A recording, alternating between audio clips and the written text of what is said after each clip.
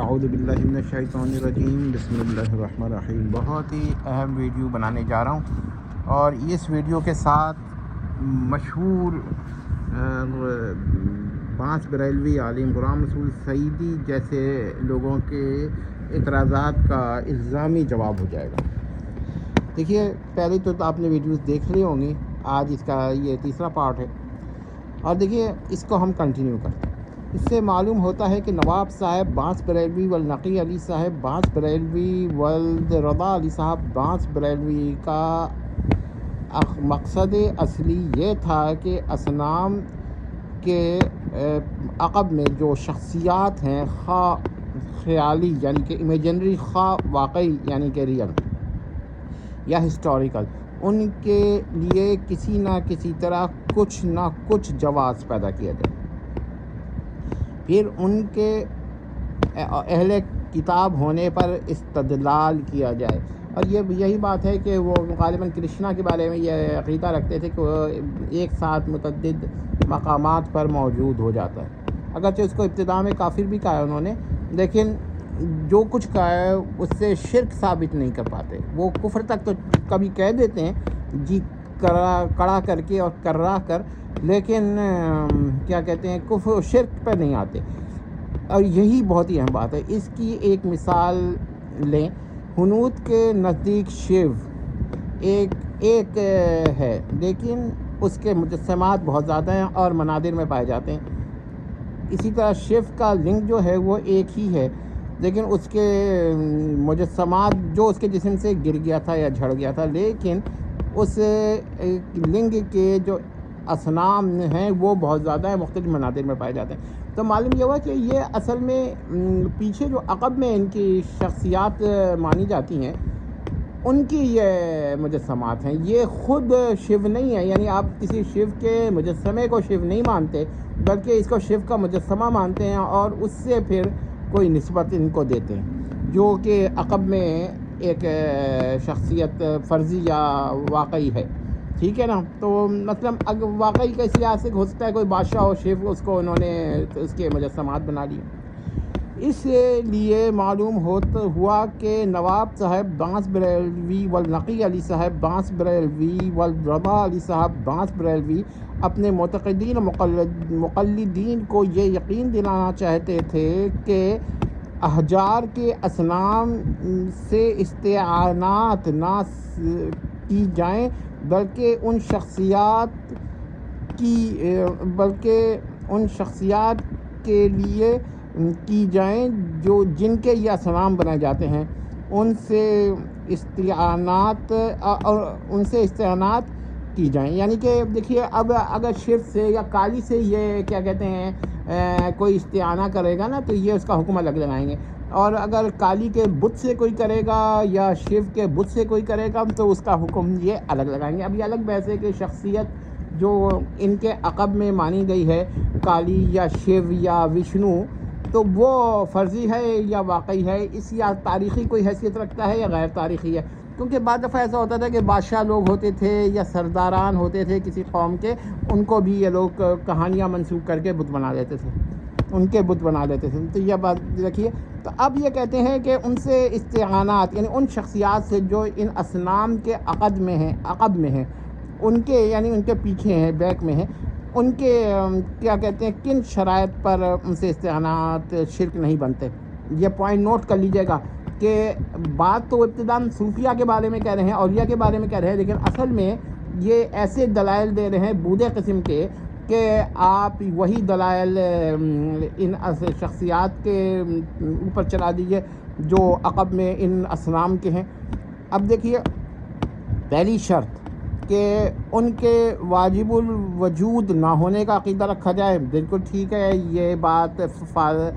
نواب صاحب کا نزدیک یہی ہے کہ آپ وشنو کو واجب نہ مانیے، آپ کالی کو واجب نہ مانیے، آپ درگا کو واجب نہ مانیے، ٹھیک ہے۔ پھر ان کے مستحق العبادہ ہونے کا بھی اعتقاد، مطلب ان کے مستحق العبادہ نہ ہونے کا اعتقاد کیا جائے، ٹھیک ہے۔ آپ وشنو کو کہیے مستحق العبادہ نہیں ہے، آپ کالی کو کہیے مستحق العبادہ نہیں ہے، اور برہما کے بارے میں تو اس کو تو اکثر ہی لوگ مستحق العبادہ نہیں مانتے، اور پھر ان کے جو عقب میں شخصیات ہیں جن کا میں نے ابھی نام لیا وہ اور اس کے علاوہ بھی، تو ان کے اختیارات کو آپ حادث اختیار کی اعتقاد کیجئے۔ تو اب یہ 3 عقائد پر یہ کہیں گے کہ آپ ان سے مدد مانگیے، استعانات کیجئے، امدادات مانگیے، ان سے استمدادات کیجئے، لیکن کچھ بھی یہ شرک نہیں ہوگا آپ ان کی۔ یہ کیوں کر رہے ہیں ایسا؟ اچھا، اب یہ چیز ہم نے کھل کر بیان کر دی کہ ان کے عقائد کے اندر جھول ہے یا پھر جان بوجھ کر یہ جھول پیدا کیا ہے۔ اب آپ اندرا، اگنی، ورونا، سارتر، کالی، درگا، سیتا، وشنو، ہنومان وغیرہ سے استعانات اگر کریں گے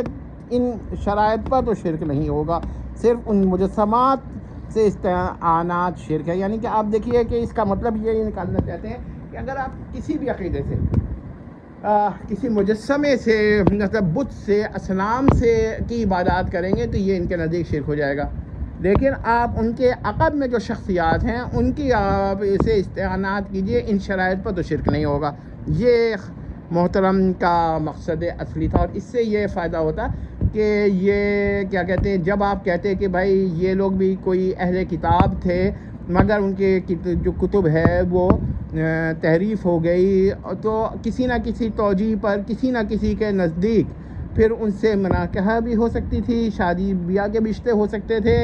اور شاید ان کا کچھ پکایا ذبح کیا ہوا، مطلب خاص طور پہ کیونکہ کچھ لوگ کرتے ہیں ان میں ذبح،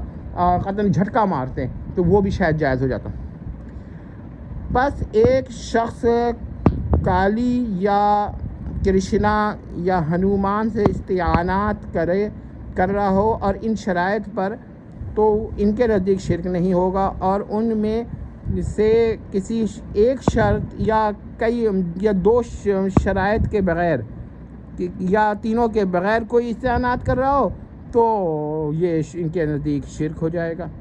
سمجھ لیا آپ نے بات؟ یعنی فرض کیجئے آپ ہنومان سے یا آپ کرشنا سے کوئی استعانہ کر رہے ہیں، تو ان شرائط پر اس بت سے نہیں کر رہے، بلکہ اس کے پیچھے جو شخص ہے جس کی کہانیاں مہا بھارت میں ہیں، اس شخص کے بارے میں یہ تصور رکھ کے کر رہے ہیں کہ اس سے استعانہ کر رہے ہیں، تو ان شرائط پر یہ شرک نہیں ہوگا۔ ہاں، بت سے کریں گے تو پھر وہ شرک مان لیں گے، تو بت سے کیونکہ وہ اصنام پرستی میں آ جائے گا۔ تو یہ پیش کرنا چاہ رہے تھے کہ آخر میں یہ نتیجہ نکلے گا کہ ہندو لوگ تو ان بتوں سے مانگتے ہیں، اور اگر وہ ان بتوں کے عقب میں جو شخصیات ہیں ان سے مانگیں اور ان شرائط میں مانگے تو شرک نہ ہوتے۔ اب یہ ایک بہت خطرناک بات تھی جو نواب صاحب بانس بریلوی والنقی علی صاحب بانس بریلوی رضا علی صاحب بانس بریلوی کے عقائد و قواعد سے یہ چیز وہ ثابت کرنا چاہتے ہیں۔ دیکھیے کہ کتنا خطرناک وہ انہوں نے یہ کیا ہے کہ کہاں سے کہاں بات چلی گئی۔ یعنی بظاہر تو وہ صوفیہ پہ بات کر رہے ہیں، اولیاء پہ بات کر رہے ہیں، اور اندر سے وہ اصنام کے لیے بات کر رہے ہیں۔ یہ اس وجہ سے کہ وہ دلائل جو دے رہے ہیں وہ یہاں بھی جاری ہو رہے ہیں۔ اب روکیں گے کیسے؟ یہ جان کے نہیں روکنا چاہ رہے تھے تاکہ اگلا اسٹیپ ہوتا، یہ تو اگلا اسٹیپ رک گیا۔ کیوں رک گیا اب یہ بھی بتا دیتے ہیں۔ شکر ہے کہ 1920 جلد آ گیا، 1920 CE، اور نواب صاحب بانس بریلوی والنقی علی صاحب بانس بریلوی رضا علی صاحب بانس بریلوی جو تھے نا، اپنے ہم رنگ کالی، کرشنا اور ہنومان کے پاس ان کے پینتھیون میں پہنچ گئے۔ پینتھیون کسی سے پوچھ لیجئے گا۔ اور ورنہ اسلام کو سناتن دھرما، وشنو دھرما، شیو دھرما اور شکتی دھرما، جسے ہم وشنو کو وشنویزم اور شیو دھرما کو شیویزم کہتے ہیں، اور شکتیزم کہتے ہیں شکتی دھرما کو، تو اس کے قریب کافی لے جاتے ہیں۔ کیا ہوتا ہے اس سے؟ یہ نہیں کہہ رہا میں کہ ان کو مسلمان مان لیتے، سوال ہی پیدا نہیں ہوتا کہ یہ کرتے تو وہ تو پھر ان کے اپنے ماننے والے بھی ان کو تکفیر کر دیتے۔ یہ اصل میں چاہ رہے تھے کہ کسی نہ کسی طرح ایک صلح کلی کے عقائد پیش کریں، اور جو لوگ اس کے خلاف کھڑے ہو رہے تھے ان کی تکفیر کر رہے تھے نئے نئے مسائل بنا کر، لیکن خود وہ شرک کی ایسی تعریف کر رہے تھے جو بظاہر صوفیہ اور اولیاء کے سے استعانات کو کیا کہتے ہیں نا، شرک نہیں ثابت کر رہی تھی، مگر وہ ایسے قواعد پیش کر رہے تھے اور عقائد پیش کر رہے تھے کہ جس سے یہ ان شخصیات کے لیے بھی یہ قواعد و عقائد چل جائیں جو ان اصنام کے پیچھے ہیں۔ بس پھر یہی ہوتا کہ یہ کہا جاتا ہے کہ بھائی ابتدا میں یہ ہندو مذہب جو تھا وہ ایک اہل کتاب کا مذہب تھا، اور یہ جو چیزیں ہیں وہ ان شخصیات کی عبادت ان سے استعانات کرتے تھے جو بعد میں غلطی سے عبادات کے اندر چلا گیا، یا ان کو اس نے کیا کہتے ہیں واجب ماننا شروع کر دیا، جبکہ ابتدا میں ان کے واجب کا عقیدہ نہیں تھا۔ یہ اصل میں قریب کرنے کی ایک ناپاک سازش تھی۔ اب اگر آپ لوگوں کو اب بھی سمجھ میں نہیں آتا نا تو پھر آپ یہ بتائیے۔ اچھا، یہاں پر میں یہ سوال دوبارہ ابھی کروں گا، آخر میں ایک بات اور کہنا چاہوں گا کہ دیکھیے یہ کیا کہتے ہیں، اگر یہ جو بعد میں کہا گیا ہے نا کہ جو دو عقائد کے، اگر ایک مخلوق کے لیے جو عقیدہ شرک وہ ہر مخلوق کے لیے شرک، جو ایک مخلوق کے لیے شرک نہیں وہ کسی مخلوق کے لیے شرک نہیں، یہ جو عقیدے کی اب جو توجیہ کرنی شروع کی ہے نا ان لوگوں نے کہ تاریخی اور غیر تاریخی شخصیات یا جو کر سکتے ہیں یہ، تو یہ جو تاریخ اور غیر تاریخی کی یہ بات کی ہے، یہ نواب صاحب نے ایسی کوئی بات نہیں کہی۔ انہوں نے تو ایسے شرک کی، اب آپ بتائیے ایسے شرک کی تعریف کی جائے جس سے وشنو سے بھی آپ مدد مانگے تو شرک نہ ہو، ان شرائط پر آپ شیو سے بھی مدد مانگے، حتیٰ کہ شیو لنگ سے مدد مانگیں تو کوئی شرک نہ ہو، کالی سے مدد مانگے تو شرک نہ ہو، ہنومان سے مدد مانگے تو شرک نہ ہو، تو پھر مجھے کوئی بتائے کہ ایسی توحید یہ اسلامی ہے یا بانس بریلی کی خالص توحید ہے، ورنہ ثابت کریں کہ بھائی ان عقائد پر وشنو سے مدد مانگنا بھی شرک ہے۔ اور تو یہ کیا ہے کہ اب ظاہر بات ہے کہ موجودہ دور میں تو اب یہی ان کے پاس آخری حربہ رہتا تھا کہ یہی کہہ دیں کہ تاریخی شخصیات اور غیر تاریخی شخصیات کا فرق کر کے یہ کہہ دیں کہ کیا کہتے ہیں، اگر کسی مخلوق کے بارے میں آپ کا یہ عقیدہ ہے کہ ایک مخلوق کے لیے جو عقیدہ شرک ہے وہ ہر مخلوق کے لیے شرک ہے، تاریخی شخصیات کے لیے ہے اور فرضی شخصیات کے لیے نہیں ہے۔ چلیے اب اس طرح کہہ کہ یہ موجودہ دور کے لوگ ہیں نا، محترم نواب صاحب نے تو اپنی نوابی دکھا دی ہے۔ مجھے اب اس کے بارے میں لگتا ہے کہ محترم کو نا کوئی اس خاندان سے ہی اس خاندان میں کوئی مسئلہ تھا۔ امید کرتے ہیں کہ آپ لوگ دیکھیے گا کہ دیکھیے جو یہ ہم پر الزام لگا رہے ہیں خود ان پر پلٹ کے کیوں جا رہا ہے، لیکن اسی الزام سے یہ بھی ثابت ہو رہا ہے کہ ہنود کے لیے کس حد تک نرم ہے۔ انشاءاللہ ابھی یہ بھی ہم بحث کریں گے کہ ایک ساتھ 2-3 امکنہ میں جو اس نے کرشنا کے موجود ہونے کا ذکر کیا ہے اس کا داندے کہاں سے ملتے ہیں، انشاءاللہ ہم اس پر بھی ذکر کریں گے۔ والسلام تم